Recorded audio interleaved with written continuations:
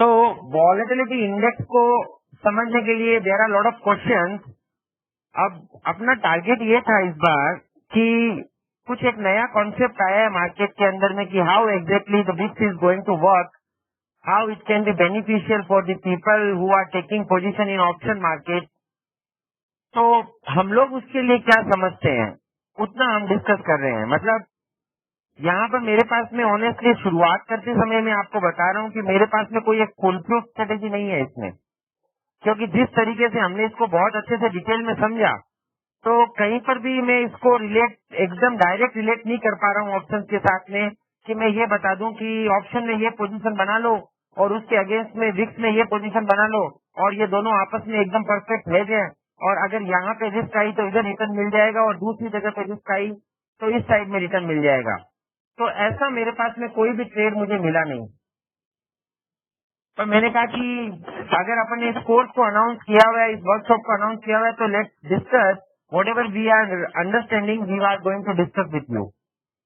So first of all, ये VIX है क्या? So VIX is the first volatility index launched by NSE और जिसका मेन लॉजिक है ऑप्शन सीरीज की वॉलेटिलिटी के उतार चढ़ाव के अंदर में ट्रेड करना। तो अपने पास में करंट मंथ, नेक्स्ट मंथ और फार मंथ 3 मंथ के ऑप्शंस रहते हैं, उसमें से ज्यादा लिक्विड करंट मंथ और नेक्स्ट मंथ रहता है। तो करंट मंथ और नेक्स्ट मंथ के ऑप्शंस की वॉलेटिलिटी को आपस में जोड़ करके इस तरीके से उसका वेट दिया हुआ है कि जो ऑप्शन जितना ज्यादा आउट ऑफ द मनी हो उसका उतना कम वेट, और सिमिलरली जिस ऑप्शन की जितनी ज्यादा वॉलेटिलिटी हो या जितना ज्यादा टाइम टू मैच्योरिटी बाकी हो उसको उतना ज्यादा वेट मिल जाए। तो उस तरीके से ऑप्शंस की वेटेड एवरेज को निकाल करके, वॉलेटिलिटी की वेटेड एवरेज को निकाल करके ये विक्स को बनाया हुआ है। आगे मैं आपके साथ डिस्कस करूंगा कि ये फॉर्मूला कैसे बनाया हुआ है और क्या इस फॉर्मूला का यूज है। मीनवाइल आपको भी इससे रिलेटेड जितने भी क्वेश्चन हो you can ask me your question also.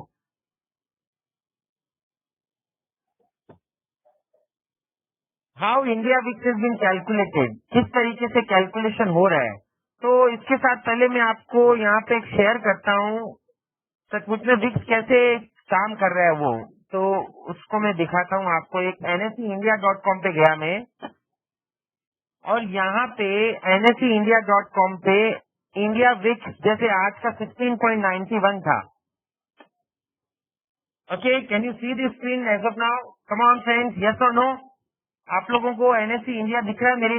Yes yes yes yes, okay okay, very nice very nice. तो यहाँ पे इंडिया विक्स दिख रहा है मुझे 16.91। अब मैं यहाँ पे अगर उसकी प्राइसिंग को निकालता हूँ तो 3 फ्यूचर मेरे पास में अवेलेबल रहते हैं, करंट वीक, नेक्स्ट वीक और फार वीक। यहाँ पे फ्यूचर्स वीकली फ्यूचर्स दिए हुए हैं। तो पहला जो अभी अपने पास में करंट वीक फ्यूचर है वो 25 मार्च को खत्म होने वाला है। Second future will expire on 1 April and the third future will expire on 7 April. Normally her Tuesday को मेच्योरिटी रहती है और अगर ट्यूसडे छुट्टी हो तो उसे एक दिन पहले उसका मेच्योरिटी आ जाता है। अब एकदम इंटेलिजेंट पॉइंट ये है कि भाई वीकली अगर फ्यूचर है तो क्या फ्यूचर में जिस तरीके से कॉस्ट ऑफ कैरी होती है, जैसे नॉर्मली अपने को हर फ्यूचर टू फ्यूचर लगभग आधा % ब्याज के हिसाब से आगे की कॉस्टिंग निकलती होती है, तो क्या इंडिया विक्स में भी हर फ्यूचर, हर वीक के फ्यूचर का cost of carry rate of interest के साथ जुड़ा हुआ है? तो इंडिया विक्स का हर फ्यूचर का cost of carry rate of interest के साथ नहीं जुड़ा हुआ है। या शेयर कर रहा हूं मैं आपके साथ में नॉट एक्सेल भी।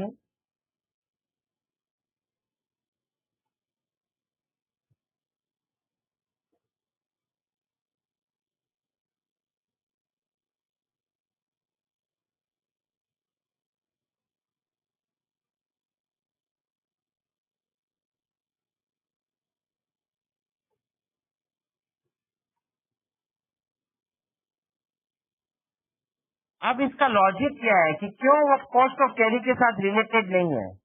तो उसका लॉजिक ये है कि मान लीजिए रिलायंस एक इक्विटी शेयर है उसका प्राइस चल रहा है 800। तो आप रिलायंस का जो फ्यूचर है वो 804, 805 में लेने को तैयार रहते हो, क्योंकि अगर आप रिलायंस का इक्विटी का डिलीवरी उठाते हो तो आपको 800 रुपये पूरा चुकाना पड़ता है, जबकि फ्यूचर के अंदर में आपको खाली मार्जिन देना पड़ता है, तो आप थोड़ा कॉस्ट ऑफ कैरी एडिशनल दे देते हो। और यहाँ पर अंडरलाइन स्टॉक जो है उसकी आप डिलीवरी उठा सकते हो।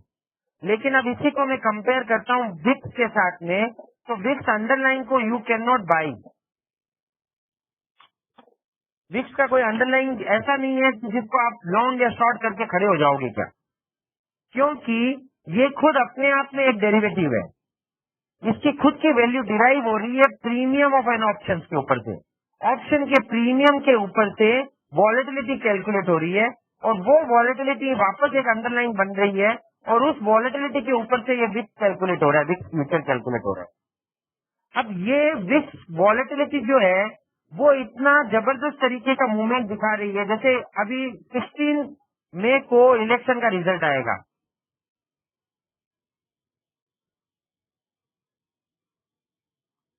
तो उसका इनडायरेक्ट मीनिंग है कि मई मंथ के अंदर में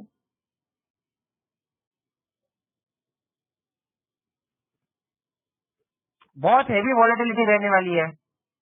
तो आप अगर मंथ टू मंथ ऑप्शंस की वॉलेटिलिटी को चेक करोगे तो at the time you will realise it कि करंट मंथ की जो वॉलेटिलिटी है अभी मार्च की, वो चल रही है लगभग 13 to 14%। अप्रैल की लगभग 15 to 18%, और मई की 23 to 28%। क्योंकि यहाँ पे इवेंट है, ये इवेंट से पहले ये दोनों मैच्योरिटी पूरी हो जाएंगी, तो इन लोगों को ज्यादा इंटरेस्ट नहीं आ रहा है उसमें। लेकिन मई मंथ के लिए फुल इंटरेस्ट ये है कि यदि मार्केट के अंदर में इलेक्शन के रिजल्ट से कुछ एक्स्ट्रा ऑर्डिनरी मूवमेंट आया तो ऑप्शन सेलर को बहुत हेवी लॉस हो सकता है। इसलिए वहाँ पर ऑप्शन के प्रीमियम बहुत हाई चल रहे हैं, और ऑप्शन के प्रीमियम बहुत हाई चल रहे हैं, तो वहाँ की इम्प्लाइड वॉलेटिलिटी बहुत हाई चल रही है। अब जो विक्स कैलकुलेट होता है, विक्स की कैलकुलेशन के अंदर में मैं ब्रॉड बेस पे बता रहा हूँ पहले आपको।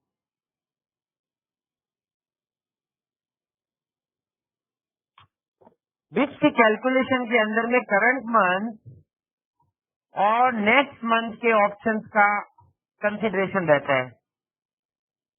तो करंट मंथ और नेक्स्ट मंथ का कंसिडरेशन रहता हो तो मार्च का जो ऑप्शन है उसके अंदर में मार्च मंथ की और अप्रैल मंथ का वेटेज रहेगा। अप्रैल के जो ऑप्शंस होंगे उसमें अप्रैल एंड मई मंथ का कंसिडरेशन रहेगा। तो अब आप यहाँ पर प्राइस देखोगे तो at the time you will realise it कि जो मार्च का ऑप्शन है, जो मार्च 25 को एक्सपायर होने वाला फ्यूचर है, वो फ्यूचर का प्राइस चल रहा है 1748, क्योंकि 25 March is the last week of March month. तो उसमें अगले 30 डेज तक के जो ऑप्शंस हैं उसका कंसिडरेशन रहता है। तो मार्च वाला जो फ्यूचर है उसके अंदर में अप्रैल मंथ के ऑप्शंस का वेटेज आता है। तो अप्रैल की जो वॉलेटिलिटी चल रही होती है उसके ऊपर से ये 25 मार्च का सेटलमेंट आने वाला है। मीन्स जो विक्स का कैलकुलेशन होता है, विक्स के कैलकुलेशन के अंदर में 2 मंथ होते हैं, तो 2 मंथ के अंदर में मार्च वाले के लिए अप्रैल सबसे ज्यादा रिलेवेंट मंथ होता है, और अप्रैल सबसे ज्यादा रिलेवेंट मंथ है। तो अप्रैल मंथ की जो वॉलेटिलिटी चल रही है उसके ऊपर में सेटल होगा 25 मार्च का फ्यूचर। और फर्स्ट अप्रैल वाले फ्यूचर के अंदर में अप्रैल का भी वेट होगा और मई का भी वेट आएगा। तो मई मंथ का वेट आने के कारण, क्योंकि मई मंथ की वॉलेटिलिटी 25-26% चल रही है, इसलिए उसकी वैल्यू ऑलरेडी यहाँ से करंट वीक 1750 के आसपास चल रहा है, तो नेक्स्ट वीक 2050 चल रहा है, और उससे अगले वीक में मई मंथ का वेटेज और ज्यादा बढ़ जाएगा। इसलिए उसकी वॉलेटिलिटी या उसका जो प्राइस है वो 2334 के आसपास चल रहा है। ये कोटेशन का मतलब है 1748 का मतलब है यदि वॉलेटिलिटी 17.48% चलती हो तो उसका कोटेशन अपने पास 1748 आएगा। और यहाँ पर जो बिप्स है वो 0.25 के टिक साइज है। 0.25 के टिक साइज है, मतलब 1748, और उसके बाद में इससे ऊपर का जो बीड होगा वो 1748.25, देन 1748.50, इस तरीके से। तो यहाँ पे हर 25-25 पैसे का टिक साइज है। अब इसका सेटलमेंट कैसे है, यस मैं इसी पॉइंट पे हूँ आगे। सेटलमेंट के लिए जो ट्यूसडे ये मेच्योर होता है, वो ट्यूसडे का सेम जिस तरीके से अपना इक्विटी मार्केट का सेटलमेंट होता है, तो फाइनल सेटलमेंट, या सुमित जी बताता हूं मैं, या पहले सेटलमेंट समझते हैं। सेटलमेंट जो ट्यूसडे जो मेच्योरिटी है, तो फाइनल सेटलमेंट वाले टाइम पे लास्ट हाफ एन आवर का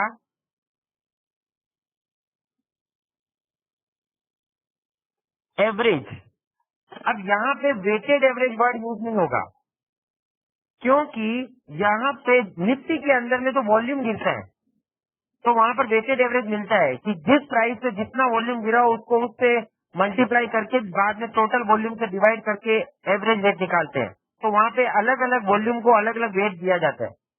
लेकिन यहाँ पे क्योंकि वॉल्यूम नहीं गिरता है, ये एक प्राइस है, एक वैल्यू है, तो हर एक सेकेंड की एक एक वैल्यू निकालते जाएंगे।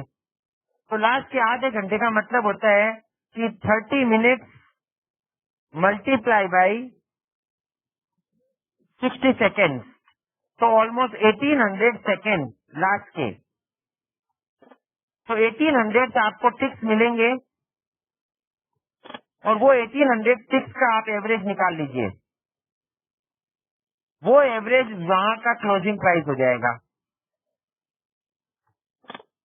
तो जो अब ये एवरेज का मतलब ये यहाँ पे देखिएगा, ये जो विक्स यहाँ कैलकुलेट होके आता है, ये अंडरलाइन विक्स है 16.91। तो मान लीजिए इस सेकंड में 16.91 है, फिर 16.92 हुआ, फिर 16.91, फिर 16.92, और इस तरीके से कंटिन्यूअसली 1800 टिक्स आते जाएंगे हर सेकंड के। वो टिक्स का एवरेज जो आया वो उस दिन का क्लोजिंग प्राइस हो जाएगा। तो लास्ट के आधे घंटे का जो एवरेज है वो उस दिन का सेटलमेंट प्राइस है।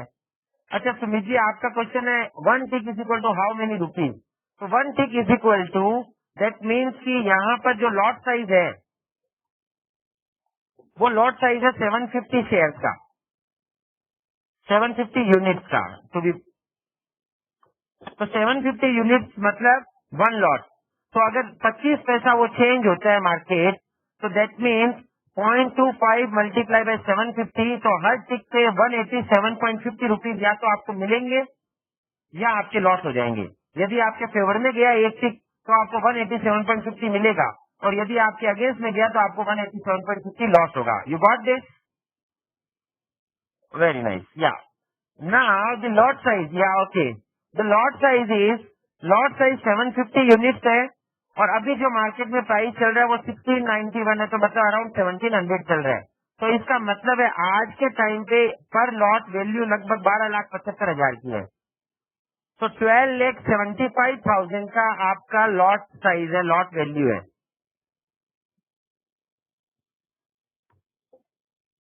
और लगभग मार्जिन जो है, margin you should be prepare for 20 to 25%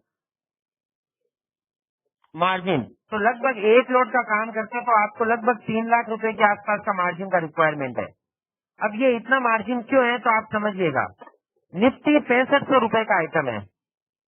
6500 रुपए वाला आइटम एक दिन के अंदर में या तो ऊपर में 6450 के आसपास जाता है नीचे में, और ऊपर में 6550 के आसपास जाता है, मतलब 50 पॉइंट प्लस माइनस लगभग इतना रेंज रहता है। तो ऑलमोस्ट 100 पॉइंट का इंट्राडे मूवमेंट में मान के चलता हूँ। तो इसका मतलब हुआ, अगर मैं परसेंटेज टर्म्स में बोलूं तो लगभग 1.5% का मूवमेंट आता है पर डे।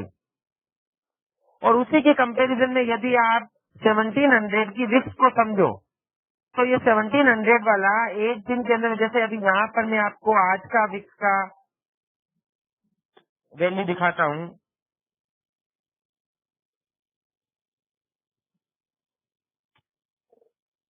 ये मैंने आज के विक्स के फ्यूचर का हाई और लो लिया, तो आज के विक्स का फ्यूचर का हाई गया था 1755,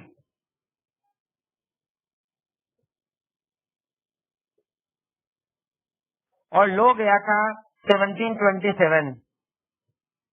तो इसका मतलब इन दोनों के बीच में लगभग 28 पॉइंट का डिफरेंस आया। And if I divide this with this then it comes to around 1.67%। और जैसे जैसे मार्केट के अंदर में मेच्योरिटी नजदीक पहुंचती है, वॉलेटिलिटी का मूवमेंट और ज्यादा हाई होता है। तो नॉर्मली ये एक दिन के अंदर में 2.5-3% से ज्यादा का मूवमेंट दे देता है।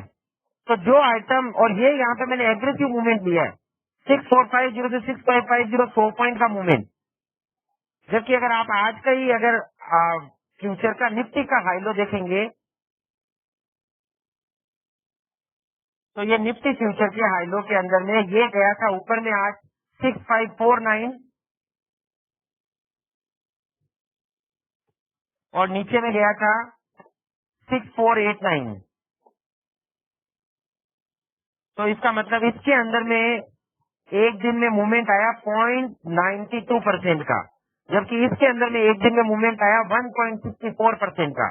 तो इसका मीनिंग है ऑलमोस्ट यहाँ से ये लगभग डबल जितना ज्यादा मूवमेंट देता है। तो इसका मार्जिन, जो चीज जितनी ज्यादा वोलेटाइल होगी वो चीज उतनी ज्यादा रिस्की होगी, तो वो उतनी ज्यादा रिस्की होगी तो वहां पर उतनी ज्यादा मार्जिन की रिक्वायरमेंट रहेगी।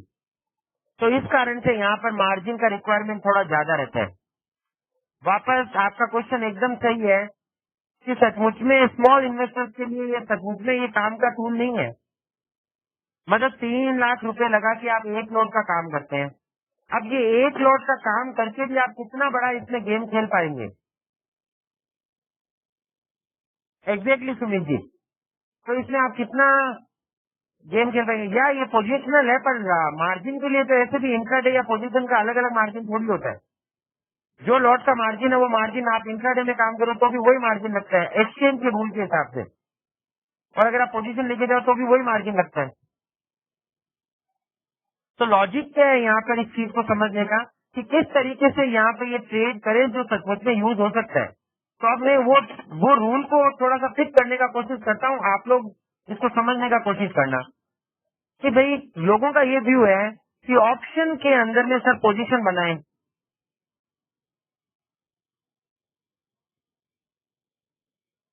तो क्या वो विक्स से हेड कर सकते हैं क्या हम? तो ऑप्शन में क्या पोजीशन है? जैसे मान लीजिए कोई शॉर्ट गामा स्ट्रेटेजी प्ले करता है। शॉर्ट गामा स्ट्रेटेजी का मतलब होता है option selling strategy, option writing strategy. Option writing जो स्ट्रेटेजी में काम करता है उनको थीटा अर्न करने को मिलता है, मतलब time value they earn time value, और गामा लॉस करवाता है, तो मूवमेंट लूजेस मनी। और उसके साथ में एक एडिशनल पॉइंट है कि volatility rise is also losing money. When volatility goes up they incur loss, yes or no? जैसे कि मैं आज का आपको पोजीशन बताऊं, लगभग 2-2:30 बजे के बाद में आज के दिन मार्केट तोड़ना शुरू किया। ये यहाँ पे इसका ग्राफ देखते हैं, ये निफ्टी में ये मार्केट लगभग 2 बजे के बाद में मार्केट टूटना शुरू हुआ। Can you see this? Come on everyone, ये टूटना शुरू हुआ मार्केट, और जैसे ये मार्केट टूटना शुरू हुआ वॉलेटिलिटी कंटिन्यूसली बढ़ती चली गई। जैसे ये मार्केट टूटना शुरू हुआ वॉलेटिलिटी कंटिन्यूस बढ़ती चली गई। तो इसका मीनिंग है इस समय पे जिसने शॉर्ट गामा किया हुआ होगा, जिसने ऑप्शन यहाँ पे बेचे होंगे, उसको इस लेवल तक आते आते लॉस होना शुरू हो गया होगा, क्योंकि 2 चीजों का उसको लॉस हो रहा था। एक तो मार्केट में मूवमेंट आया तो गामा के कारण वो लॉस कर रहा होगा, और दूसरा मार्केट टूट रहा था और वॉलेटिलिटी बढ़ रही थी तो वॉल राइज के कारण भी उनको लॉस हो रहा था। तो आप ये जो अब यहाँ पर ये जो 2 रिस्क आ रही है, ये 2 रिस्क को मैं रेड कलर करता हूँ, ये 2 रिस्क में से आप एक रिस्क को कवर कर सकते हो, वो कवर कर सकते हो। This can be covered by VIX. इसको आप रिस्क के थ्रू कवर कर सकते हो, लेकिन मैं फिर से बोल रहा हूँ 100% आपका जो रिस्क है वो कवर नहीं होगा, लेकिन आप 85-90% एक्यूरेसी पे पहुंच जाओगे। अब वो कैसे हो सकता है? तो भाई आप ये समझना, हमको ये पता है वेगा क्या होता है। Vega represent one vega represent change in option premium with respect to change in 1% of volatility. Yes or no? Come on friends. वेगा क्या बताता है कि 1% वॉलेटिलिटी में चेंज होने से ऑप्शन के प्रीमियम में कितना चेंज होगा वो आपको पता चलता है वेगा से। Come on everyone, yes or no? Come on, आप सब लोग को पार्टिसिपेट करते जाना है, आप आंसर देते जाएंगे तो मैं इस सेशन को आगे की आगे आपको कुछ नया पॉइंट बताता जाऊंगा। Yes yes yes yes yes, very nice, very good, very good, very nice. Okay, similarly अब मैं इसी लाइन को यहाँ पर लिखता हूँ, portfolio Vega. Portfolio Vega represent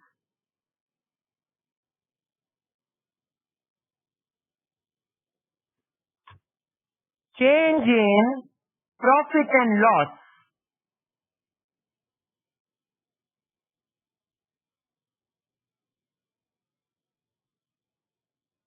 with respect to change 1% change in volatility। तो इसका मीनिंग हुआ कि यदि 1% वॉलेटिलिटी बढ़ती हो तो उसके कारण आपको कितना लॉस होगा वो बताता है आपका पोर्टफोलियो वेगा। तो मान लीजिए आपने कुछ क्वांटिटी ऑप्शंस बेच रखे हैं। अब आपने जो ऑप्शंस बेच रखे हैं तो 1% की वॉलेटिलिटी बढ़ने के कारण आपको वहां पर लॉस हो रहा है, और वो लॉस हो रहा है आपको 75,000 रुपी का। मतलब 1% यदि वॉलेटिलिटी बढ़ती हो तो आपको 75,000 रुपए का लॉस होता हो। दैट मीन्स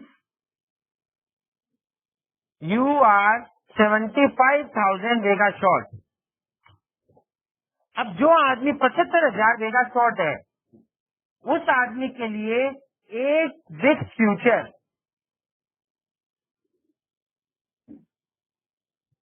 हेल्प करेगा। जो 75,000 वेगा शॉर्ट है उसके लिए एक विक्स फ्यूचर हेल्प करने वाला है, क्योंकि एक फ्यूचर का लॉट साइज है 750 और कोटेशन चलता है 1700। मतलब 17% वॉलेटिलिटी इज इक्वल टू 1700। तो जैसे ही मार्केट की वॉलेटिलिटी 18% होगी, 1% वॉल बढ़ी तो ये होएगा 1800। तो ये 1800 हुआ, मतलब ये 100 पॉइंट बढ़ गया। और मैंने यदि 750 क्वांटिटी ये बाई कर रखा है तो इसका मतलब है मार्केट में 1% की वॉलेटिलिटी बढ़ेगी तो मुझे 100 पॉइंट का प्रॉफिट होगा ऑन 750 क्वांटिटी। तो I am going to make 75,000 rupee profit. And similarly यदि मार्केट की वॉलेटिलिटी घटी, 17% की जगह 16% हो गई, तो ये कोटेशन हो जाएगा 1600। तो मुझे 100 पॉइंट का लॉस होगा। दैट मीन्स कि 1% वॉलेटिलिटी घटने से मुझे 75,000 का लॉस होगा। तो इसका मतलब ये है कि if you are having 75,000 vega position, then one lot of VIX can hedge your risk। अब वापस यहाँ पर एक मैटर जो है वो ऐसा है कि भाई इतना 75,000 का वेगा किसका आउट होगा। अभी जो एटीएम ऑप्शन है उसका वेगा, करंट मंथ का जो ऑप्शन है उसका वेगा लगभग चल रहा है 3 रुपए के आसपास में। आई एम नॉट श्योर, पर लगभग 3 रुपए के आसपास में उसका वेगा चल रहा है। तो इसका मीनिंग है कि यदि आपको 75,000 का वेगा क्वांटिटी करना हो तो लगभग 25,000 क्वांटिटी की पोजीशन बनानी पड़े। या मैं आपको बोलूं कि नेक्स्ट मंथ का वेगा ऑलमोस्ट 7 रुपीज के आसपास चल रहा है। तो 75,000 का यदि आपको वेगा बनाना हो तो आपको लगभग 10,000 11,000 क्वांटिटी वन साइडेड खड़ी करनी पड़ेगी, या तो लॉन्ग या शॉर्ट। तो इतनी बड़ी क्वांटिटी खड़ी करने पर आपको एक लॉट का हेज मिलता है। तो इन्होंने एक्सचेंज ने ये इतना बड़ा लॉट बनाने का क्या लॉजिक है वो मुझे नहीं समझ में आया, पर मुझे ये पता चल रहा है कि ये उन लोगों के लिए बहुत ज्यादा काम का है जो लोग बहुत हाई रिस्क में काम करते हैं, बहुत बड़े लेवल पे काम करते हैं। जो लोग 10-10 हजार 20-20 हजार निफ्टी में ट्रेड करते हैं, वो लोग यहाँ पर रिस्क से अपनी थोड़ी रिस्क को कंट्रोल कर सकते हैं। तो that can be done by them. तो ये एक पोजीशन है और इस तरीके से उसको मैनेज किया जा सकता है। उसके अलावा कई मार्केट के अंदर में और क्वेश्चन हैं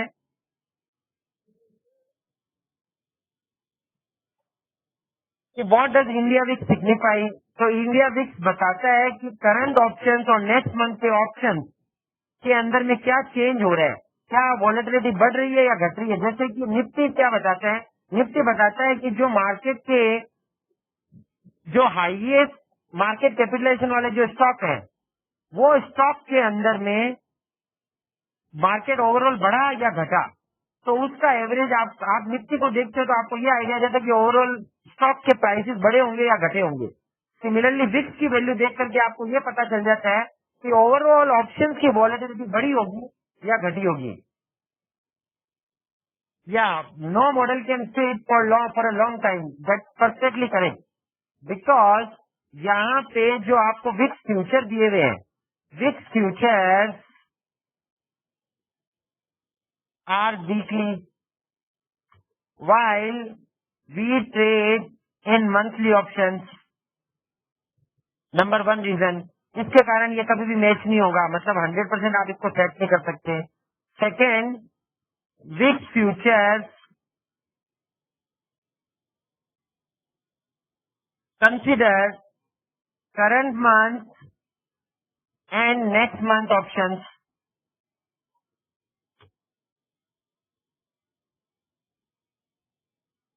while we are going to have position in any one month। और थर्ड जो बहुत ज्यादा रियलिस्टिक पॉइंट है वो ये है, VIX future consider almost all the ATM and OTM options, while practically we cannot have position in all the strikes। मतलब आप विक्स में काम कर रहे हो, आप विक्स से उसको हैश तो कर रहे हो, पर हैश करने के लिए आपकी तो कोई स्ट्राइक, कोई एक स्पेसिफिक स्ट्राइक में पोजीशन होगी, एक में नहीं होगी तो 2, 3, 4 स्ट्राइक में पोजीशन होगी। लेकिन विक्स तो कंसिडर कर रहा है सारे के सारे कॉल ओटीएम, सारे के सारे पुट ओटीएम, सारा का सारा नेक्स्ट मंथ कॉल ओटीएम, सारे के सारे नेक्स्ट मंथ पुट ओटीएम, और at the money current month के भी कॉल और put, at the money next month के भी कॉल और पुट। अब सचमुच में पता चला कि आपने करंट मंथ के 6500 के कॉल शॉर्ट कर रखे थे और उसके सामने आपने विक्स फ्यूचर बाई कर लिया। अब मार्केट के अंदर में वॉलेटिलिटी जो है वो 6500 के कॉल की, मतलब मार्केट के अंदर में ओवरऑल वॉलेटिलिटी घटी, लेकिन 6500 के कॉल की वॉलेटिलिटी नहीं घटी। मीनिंग ये कि 6600, 6700, 6800, 6900 इनकी वॉलेटिलिटी ज्यादा टूटी कंपेयर टू दी 6500 कॉल। तो सचमुच में आपने जो यहाँ वेगा शॉर्ट किया उसमें आपको उतना प्रॉफिट नहीं हुआ, पर क्योंकि वो बाकी की सारी स्ट्राइक की वॉल घटी तो उसके कारण विक्स भी घट गया। तो यहाँ पे जो विक्स फ्यूचर आपने बाई किया था वो आपको लॉस करवा रहा है। तो सचमुच में ये दोनों परफेक्ट हेज नहीं होंगे। दिस इज लाइक कि भाई मैं निफ्टी के साथ में रिलायंस को ट्रेड कर रहा हूँ, मतलब कि मैंने एक साइड में रिलायंस फ्यूचर बाई कर लिया और एक साइड में निफ्टी फ्यूचर बेच दिया। तो दैट डजंट मीन कि आप एकदम परफेक्ट हेज हो गया। पता चला कि रिलायंस फ्यूचर जो आपने बाई किया था वो टूटा, लेकिन उसके सामने एसबीआई, हिंदुस्तान लीवर, इन्फोसिस वो सब बढ़ गए थे और निफ्टी बढ़ गया। तो आपने रिलायंस बाई किया था, वहां पे भी आपको लॉस क्योंकि ये टूटा, और निफ्टी आपने सेल किया था, पर क्योंकि बाकी के जो स्टॉक थे एसबीआई, इन्फोसिस वगैरह वो सब बढ़ गए, इसलिए ओवरऑल निफ्टी बढ़ गया, तो यहाँ पे भी आपने लॉस किया। तो this can be the scenario. लेकिन अब मैं आपको इसमें एकदम ये नहीं कहूंगा कि this are not useful at all, कारण कि देयर इज अ वॉल की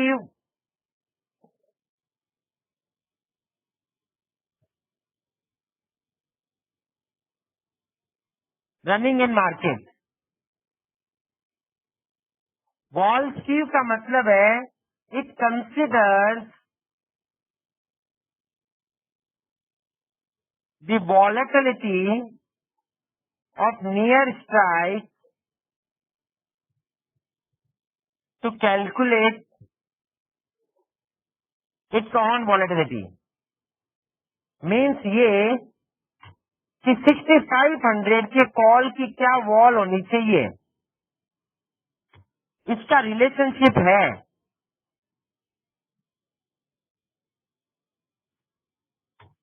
6600 के कॉल वॉल के साथ में, इसका रिलेशनशिप है 6400 की कॉल वॉल के साथ में। मतलब ये कि यदि वॉल्स टूटती है तो ऑलमोस्ट सारी की सारी एक साथ टूटती है, वॉल्स बढ़ती है तो सारी की सारी एक साथ बढ़ती है। अगर ऐसा नहीं होता है तो जो लोग वॉलेटिलिटी ट्रेड में काम करते हैं उन लोगों को वहां पे आर्बिट्राज पोजीशन मिलना शुरू होती है। इसलिए वो वापस जो मान लीजिए कल को 6500 की कॉल टूटना शुरू हुई, it is falling down,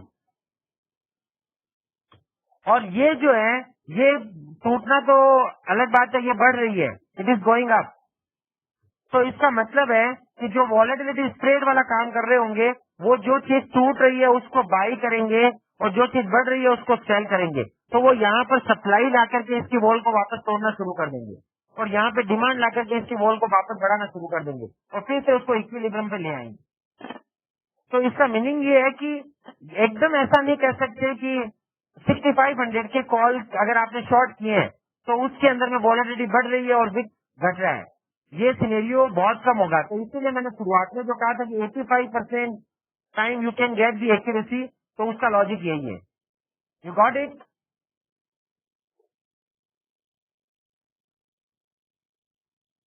very nice, thank you, thank you. तो ये इस तरीके से अपन ने इसके लॉजिक को फिट किया। उसके बाद में आता है कि what is the value of India VIX, ये अपन ने ऑलरेडी डिस्कस किया।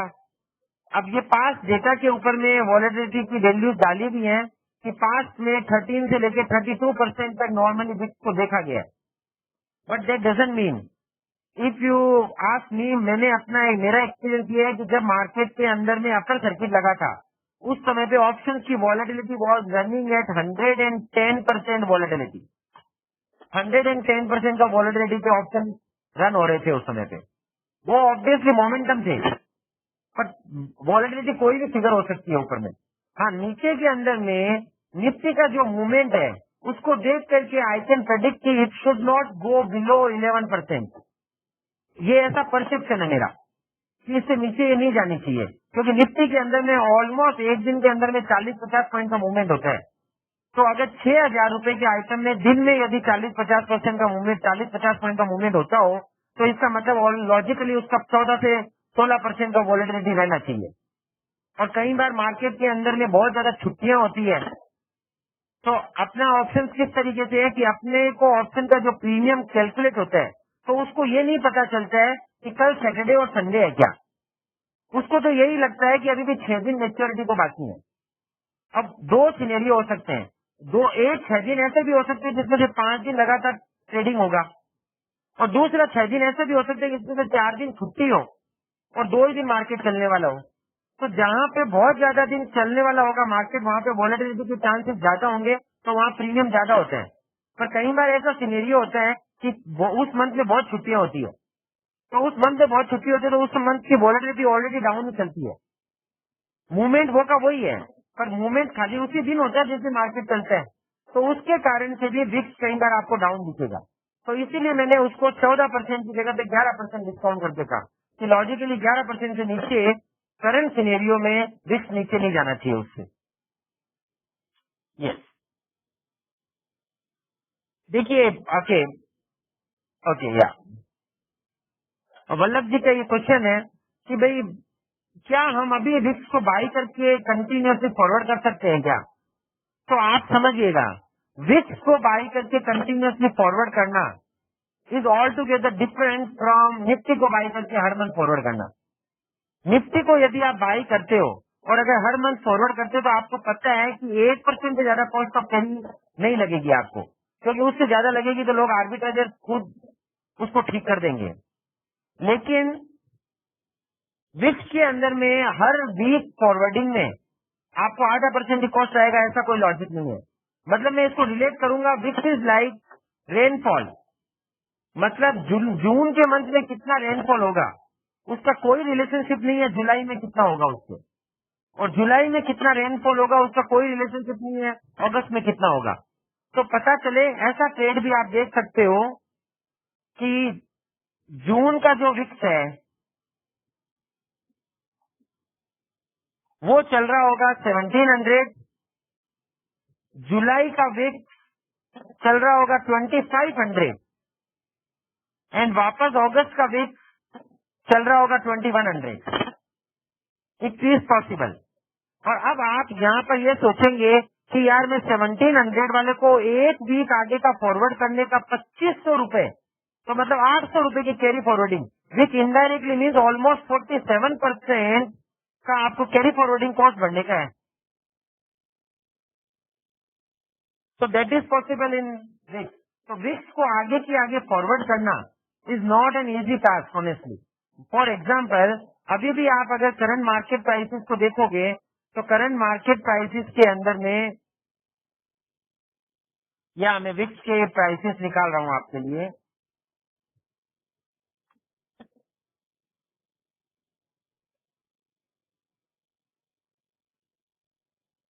यहाँ पर ये मैंने 3 फ्यूचर, या दैट्स करेक्ट। यदि कुछ ऐसा होता है तो ऑब्वियसली विक्स विल जूम, पर वो इसका मीनिंग क्या है? इसका मीनिंग आपको एक ऐसा इवेंट कंसिडर कर रहे हो कि भाई मार्केट के अंदर में कुछ हैवी मूवमेंट आएगा, किस कारण से कि आपने बोला पार्लियामेंट का कोई इश्यू हो जाएगा, सरकार जो सोच रहे हो वो नहीं बनी, या जो सोच रहे हो वो बन गई, तो मार्केट एकदम हैवी मूवमेंट दे देगा, तो उस समय विक्स ऊपर बढ़ेगा। पर उस समय पे विक्स बढ़ेगा, उसका मीनिंग आप वापस से समझाता हूँ आपको लॉजिकल पॉइंट लगेगा और आपको समझ में आएगा कि अपॉर्चुनिटी को आप करने लायक है भी कि नहीं है, या ऑलरेडी वो डिस्काउंटेड है। अब आप यहाँ पर देखिए 1750 first week, second week 2050, that means 300 point for 1 week forwarding cost. एक वीक फॉरवर्ड करने का 300 रुपए का चार्ज, 1700 के आइटम में 300 रुपए। आप लोगों ने आज तक फ्यूचर को फॉरवर्ड किया है ना, तो 1700 रुपए के आइटम में 17 रुपए भी आपने फॉरवर्डिंग का कॉस्ट नहीं दिया है, और यहाँ पे आप 300 रुपए देने वाले हो। और वापस 2050 का 2350, again almost 100 point. Are you getting this? Now Sumit ji, आपका जो क्वेश्चन है, जो पॉइंट है कि पार्लियामेंट में कुछ एक्स्ट्रा ऑर्डिनरी हो जाए तो विक्स विल डूम। अब क्वेश्चन ये है कि पार्लियामेंट में कब होगा ऐसा कुछ? जब इलेक्शन का रिजल्ट आएगा तब, या कल? कल हो जाता है और आपने आज विक्स बाई कर रखा हो तो आप कमा लोगे। इलेक्शन का जब रिजल्ट आएगा उस समय पे कुछ हैवी मूवमेंट आ जाएगा, तो उसको आप अभी से बाई करना चाहते हो तो आपको ऑलमोस्ट उसके लिए 2500-2600 रुपए का विक्स खरीदना पड़ेगा। करंट को खरीदोगे 1700 में, फिर 300 रुपए की फॉरवर्डिंग कॉस्ट दोगे अगले वीक में, फिर 300 पॉइंट की फॉरवर्डिंग कॉस्ट दोगे अगले वीक में, और आई एम वेरी श्योर जब 7 के बाद में अगला जो आएगा वीक 15 वाला, तो 15 वाले के अंदर में वापस ऑलमोस्ट आपको 200 पॉइंट का और कोई फॉरवर्डिंग कॉस्ट आने वाला है, 150-200 पॉइंट का। तो आपको ये कॉस्टिंग ऑलमोस्ट 2500-2600 की पड़ेगी। तो इसका मतलब 25% का आपको वॉलेटिलिटी का एक्सपेक्टेशन होना चाहिए। अब उससे ज्यादा यदि मार्केट में वॉल हो गई, then you will make money, otherwise you will lose money. You got this? क्योंकि फॉरवर्डिंग अगर ये इक्विटी होता, मतलब अगर ये अंडरलाइन विक्स होता कि भाई उसको लेके खड़े रख दो लाइफ टाइम, तो मैं बोलता कि ये 1700 में लेने में एकदम लॉजिकल है, आप गारंटी कमाओगे उसमें। लेकिन क्योंकि ये फ्यूचर है और फ्यूचर में भी वीकली फ्यूचर है, so it will become very dangerous to forward every week these type of futures after paying this much cost. इतनी बड़ी कॉस्ट पे करके फ्यूचर्स को फॉरवर्ड करना can become a dicey decision for you. Yes,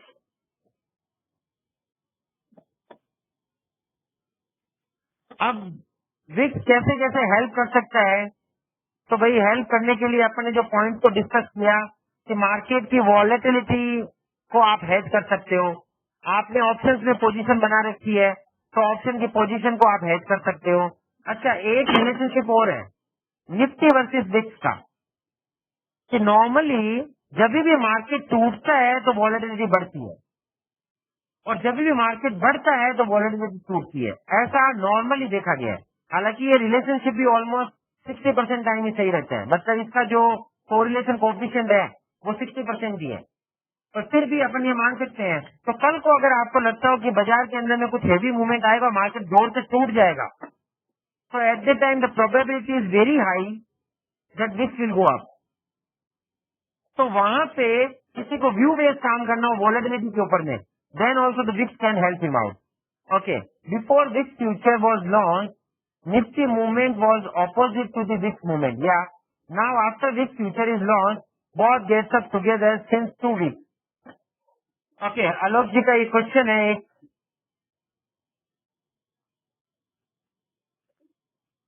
कि भाई पहले नॉर्मली ये दोनों का इनवर्स रिलेशनशिप था, निफ्टी जाता था ऊपर तो विक्स नीचे आता था, विक्स जाता था ऊपर तो निफ्टी नीचे आता था। लेकिन ये लास्ट 2 हफ्ते के अंदर में इस तरीके से सिनेरियो हो रहा है कि दोनों के दोनों एक साथ ही चल रहे हैं। ऑनेस्टली आपको मैं बताऊं तो दोनों के दोनों एक साथ चल रहे हैं ऐसा नहीं है। अभी का सिनेरियो ये है कि मार्केट कुछ भी जाए, वॉल बढ़ती जा रही है, क्योंकि लोगों को मार्केट के प्रति जो परसेप्शन है, पिछले 2 महीने बाजार के अंदर में एकदम ठंडे थे, तो लोगों का धारणा इस तरीके से होता है, ये मेरा मानना है, मैं आपको वो बता रहा हूँ। लोगों का धारणा ऐसा होता है कि जैसा अगर लगातार 10 दिन ठंडे जाते हैं, 10 दिन में मार्केट में कोई मूवमेंट नहीं होता, तो आदमी ये एक्सपेक्ट करने लग जाता है कि अब अगले 4 महीने में कोई मूवमेंट नहीं आएगा, और अचानक एक दिन हेवी मूवमेंट आता है, तो उसके बाद में लोगों को ये मानना शुरू हो जाता है कि अब तो बहुत जबरदस्त मूवमेंट आने वाला है। तो पिछले 2-3 महीने जब लगातार ठंडे थे तो वॉलेटिलिटी टूटती गई कंटिन्यूअसली, क्योंकि ऑप्शन बायर कोई भी रेट में ऑप्शन बाई करे लॉस करता था। फिर उसके बाद में जब करंट मंथ जब शुरू हुआ, तो करंट मंथ में शुरुआत में कंटिन्यूअसली मार्केट बढ़ता गया, तो मार्केट में एक मूवमेंट शुरू हो गया, और क्योंकि वॉलेटिलिटी इतनी लो थी तो वो भी वापस बढ़ना शुरू हो गई, तो मार्केट भी बढ़ा और वॉलेटिलिटी भी बढ़ी। तो ये रीजन अच्छा ऐसा है आलोक जी, कि हमेशा ऐसा होता है ये नहीं है, पहले के टाइम पे भी ऐसा हुआ है, जब मार्केट बढ़े और वॉल भी बढ़ी है, मार्केट घटे और वॉल भी घटी है। पर normally 60-70% time you will see, जैसे अब आज का दिन था, आज के दिन शाम के टाइम पे मतलब 2 बजे के बाद में मार्केट टूट रहा था और वॉलेटिलिटी बढ़ रही थी, जो एक नॉर्मल सिनेरियो था। तो क्योंकि पहले मार्केट के अंदर में वॉल बहुत ही ज्यादा टूटी हुई थी, इसलिए ये सीन बना कि दोनों एक साथ पैरेलल चल रहे थे। I think we got it. Yeah, thank you. Now, is India big similar to that of market indices like Nifty? So volatility index is different from a market index like Nifty. Nifty measures the direction of market. वो बताता है कि तेजी मंदी में क्या होएगा, और विक्स बताता है कि ऑप्शन की वॉलेटिलिटी में चेंज आया तो क्या होगा। ये क्वेश्चन की भाई ये कहाँ से आया हुआ है देख, तो विक्स की शुरुआत हुई थी Chicago board of option exchange से, सीबीओई से, और उसके बाद में ऑलमोस्ट जितनी रिलेट हो सकती थी 80% 90% मेथोडोलॉजी वो की वही है, बस 10% अपने इंडिया मार्केट के हिसाब से विक्स की कैलकुलेशन को चेंज किया हुआ है।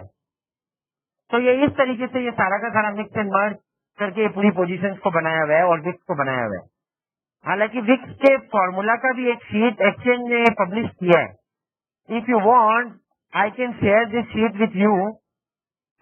जब आपको फीडबैक फॉर्म भरने को बोला जाएगा उस समय पे आप लिख दीजिएगा, तो हम लोग आपको ये शीट आपको मेल कर देंगे, और ये डॉक्यूमेंट आप डाउनलोड भी कर सकते हैं एनीथिंग, जैसे मैं शेयर कर रहा हूँ आपके साथ, या अभी आपको स्क्रीन पे दिखेगा।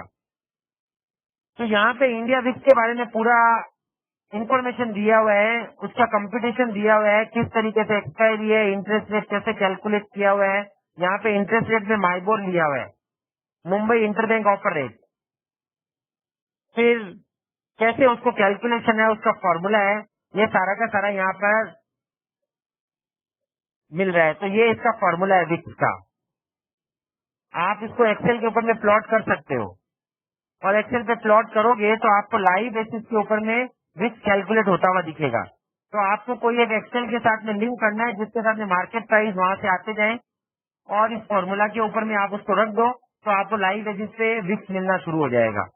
तो उससे आप ये कैलकुलेट कर पाओगे कि करंट वीक का विक्स कितना होना चाहिए, नेक्स्ट वीक का कितना होना चाहिए, उससे अगले वीक का कितना होना चाहिए, क्योंकि ऑप्शंस का जो प्रीमियम चल रहा है उसका वेट हर वीक चेंज होता जाएगा। जैसे कि अभी जो 25 मार्च को जो मेच्योरिटी हो रही है उसमें पूरा का पूरा 100% वेटेज जो है वो अप्रैल के ऑप्शंस का ही है, लेकिन उससे अगला वीक जो होगा उसमें ऑलमोस्ट 25 to 30% वेटेज रहेगा नेक्स्ट मंथ का, मई का, और बाकी का 70% वेटेज रहेगा अप्रैल का। तो वो डिपेंड करता है कितना टाइम टू मेच्योरिटी बाकी है, उसके हिसाब से उसका वेटेज चेंज होता रहता है। तो आप ये फॉर्मूला को डिराइव करोगे तो आपको ये मिल जाएगा। तो if you want this sheet I can mail you out. अब इसके अलावा आपके इससे रिलेटेड क्या क्वेश्चन है, मतलब मैंने कोशिश किया कि क्या क्या चीज हमने इससे समझी अभी तक, और हम लोग कंक्लूजन पे फिलहाल ये आए हैं कि this is not tradable product for a general public. हमारा ये मानना है फिलहाल, क्योंकि कोई भी एक फिक्स मेथड नहीं है। नॉर्मली लोग रिलायंस खरीद लेते हैं, रिलायंस के फ्यूचर खरीद लिए, अगर वो फंस जाते हैं उसके अंदर में तो वो उसको फॉरवर्ड करते रहते हैं, फॉरवर्डिंग कॉस्ट लगते हैं उनको, पर देर सवेर उनको ये होप रहता है कि वापस पैसा बन जाएगा। लेकिन यहाँ पर फॉरवर्डिंग कॉस्ट इतनी हाई है कि मैं आपको ये रेकमेंड नहीं कर सकता कि खरीद के खड़े हो जाओ। मैं आपको ये भी नहीं कह सकता हूँ कि ऑप्शन के सामने इसको कर लो, क्योंकि ऑप्शन के सामने वो लोग कर पाएंगे जो कम से कम 10 से 20 हजार क्वांटिटी से ज्यादा ऑप्शन में ट्रेड करते हो, वन साइडेड, या तो शॉर्ट 10,000 क्वांटिटी या लॉन्ग 10,000 क्वांटिटी, उन लोगों के लिए काम हो सकता है। और तीसरा है टेक्निकल वालों के लिए, कि भाई जो टेक्निकल यूज करते हो, इंट्राडे में घुसे और निकल जाए, चाल देखी, एंट्री ली और वापस निकल जाए, तो उनके लिए भी एक जो प्रॉब्लम है वो अभी फिलहाल ये है कि शुरुआत जब हुई थी तब इसका वॉल्यूम बहुत जबरदस्त था, पर जैसे जैसे टाइम निकलता जा रहा है एक्चुअली इसका वॉल्यूम श्रिंक हो रहा है। तो अपन मार्केट मेकिंग का कॉन्सेप्ट के बारे में सोचते हो तो we can think that how exactly we can make it out. और अदरवाइज अगर हम लोग ये सोचते हैं कि हम तो टेक्निकल के हिसाब से घुस के निकल जाएंगे, तो बिड और ऑफर के बीच में इतना स्प्रेड है कि that every time you have to pay. खरीदते टाइम भी आपको ऑफर रेट में खरीदना पड़ेगा, बेचते टाइम आपको बिड में बेचना पड़ेगा, तो वो लॉस तो आप हमेशा करोगे। तो जो बहुत ज्यादा यदि आप टर्निंग का प्रोडक्ट बना लिए तो ये बिड ऑफर के बीच बिड आज का जो डिफरेंस है उसके अंदर में अपने को लॉस होता जाएगा। Yes, is this option going to come in future, या लगभग लग रहा है कि एक साल के अंदर में विक्स के ऑप्शन भी आ जाएंगे। जैसे जैसे इसका मेथोडोलॉजी क्लियर हो जाए, इसमें वॉल्यूम खड़ा हो जाए, तो डेफिनेटली अगला स्टेप यही होगा कि विक्स के ऑप्शन आएंगे, तो अपन उसके ऊपर में भी वापस देखेंगे।